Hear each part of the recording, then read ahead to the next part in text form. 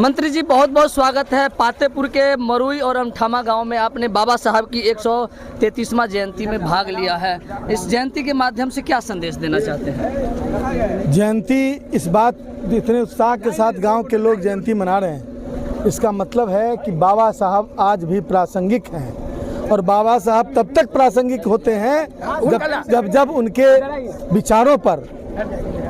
विचारों पर आधारित जो संविधान बना है उसको तोड़ने मरोड़ने की कोशिश होती है, या बाबा साहब के सपनों को चूर चूर करने का प्रयास होता है। तो आज देश के हुक्मरान जिन लोगों ने बाबा साहब के सिद्धांत को ताक पर रख दिया और संविधान को बदलना चाहते हैं, उनकी नीयत में खोट है, उसके खिलाफ पूरी आवाम एकत्रित हो रही है।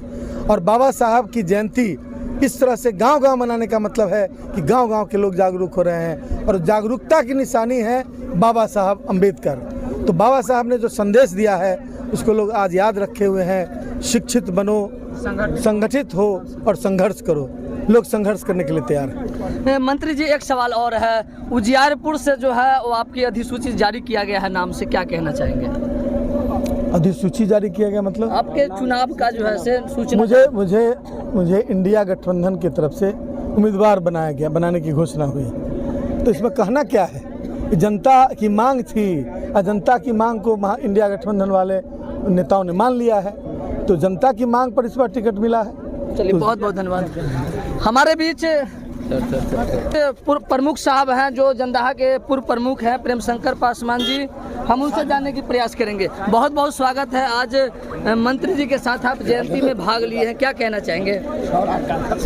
आज बाबा साहब अम्बेडकर के 133वीं जयंती मनाई जा रही है और पूरे भारतवर्ष में त्योहार की तरह मनाई जा रही है। जो लोग जानने वाले लोग हैं, दीपावली आज ही के दिन मनाया जा रहा है, जो 14 अप्रैल को होता है बाबा साहब अम्बेडकर का जन्मदिन, वो दीपावली के रूप में मनाई जा रही है। साथियों, आपको बता दें, हर घर में अपना दीप जलाया जा रहा है, बल्ब जलाई जा रही है, अच्छे अच्छे पकवान लोग घर में बना के खा रहे हैं। आज बाबा साहब का आज अम्बेडकर बाद बनाम मनुवाद की लड़ाई है। ये 24 की लड़ाई अम्बेडकर बाद की लड़ाई है। इस संबंध के बाद कैसे आगे बढ़ेगा, कैसे लोग जो मनुवादी शक्ति है उसको धराशायी करेगा, उसकी लड़ाई चल रही है। तो आज साहब कि अम्बेडकर बनाम मनुवाद, अम्बेडकर क्या मनुवाद क्या है? आप अम्बेडकर बनाम मनुवाद के बीच कह रहे थे कि इस बार लड़ाई है, मनुवाद क्या है? मनुवाद जो सांप्रदायिक शक्ति यहाँ आगे बढ़ रही है, देश में सांप्रदायिक शक्ति जो छल, प्रपंच, झूठ, फरेब, आशा, तरह तरह की आशाएं दिला के जो गरीब गुरबा लोग है उसका मत हरण करना चाहता है, वही मनुवाद की शक्ति है। जिस मनुवाद शक्ति को आज अम्बेडकरवाद की शक्ति से ही आमना सामना है। 2024 है और 2024 में क्या करेंगे इस बार? इस बार जनता का जो विचार आ रहा है, मनुवाद शक्ति को हम लोगों को धराशायी करना है। देख नहीं रहे हैं लोग जितना जगे हुए हैं, जग रहे हैं। गांव जो कभी ठीक है, ओके राय जी, जो कभी शहर में हुआ करता था, आज गांव में आपको देखने को मिल रहा होगा कि कैसी शक्तियां लोग एकत्रित हो रहा है। जो गांव के लोग हैं, ग्रामीण लोग हैं, निरीह लोग हैं, जिसको भटकाया जाता था, वैसे लोगों को समझ में आ गई है कि कौन हमको भटका रहा है, कौन हमारा मत हरण कर रहा है, कौन छीन रहा है। पहले से सदियों से कौन छीनता आ रहा है, जिसको हम लोगों को ढंग नहीं था। जो एक चीज़ आपको बता दें, जब मत देने का अधिकार 1950 में संविधान आया तो हुआ, उसके 20 बरस 30 बरस के बाद तक हम लोगों को गरीब गुरबा के लोगों को समझ में नहीं आया था कि हम लोगों का मत का क्या अधिकार है, इससे क्या परिणाम मिलता है। लेकिन जब लोगों को पावर मिलने लगा, मुखिया, सरपंच, जिला पंचायत प्रमुख, ब्लॉक प्रमुख, पंचायत समिति अध्यक्ष होने लगा, तो लोगों को समझ में आई कि हम लोगों के पास भी पावर है, वोट का अधिकार है। जब अधिकार समझने लगा तो सरकार को समझ में आ गई कि इसको वोट का अधिकार समझ में आ गई है, अब इसका वोट को हम लोग कैसे हरण कर ले।